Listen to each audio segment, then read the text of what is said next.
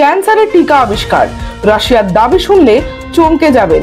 বলা হয় cancer have no answer, অর্থাৎ ক্যান্সারের কোনো প্রতিকার নেই।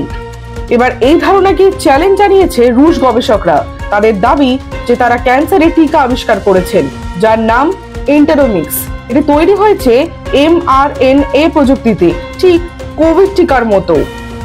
দুর্বল ভাইরাস ব্যবহার করার পরিবর্তে mRNA ভ্যাকসিন শরীরের কোষগুলোকে এমন প্রোটিন তৈরি করতে শেখায় যা ক্যান্সার আক্রান্ত কোষের বিরুদ্ধে প্রতিরোধ ক্ষমতা গড়ে তোলে। 3 বছর ক্লিনিক্যাল ট্রায়ালে দেখা গেছে টিকাটি নিরাপদ এবং অনেক ক্ষেত্রে টিউমারের আকার 60% থেকে 80% পর্যন্ত কমেছে বা ধীরে বেড়েছে। প্রাণী পরীক্ষায় ভালো ফল পাওয়া গেছে।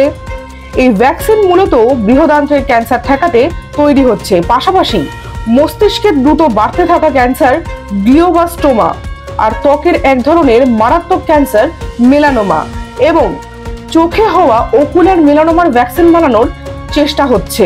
2025 থেকেই নাকি বিনামূল্যে টিকা দেওয়া হবে। রুশ প্রেসিডেন্ট পুতিনও জানিয়েছেন তারা এখন খুব কাছে পৌঁছে গেছে।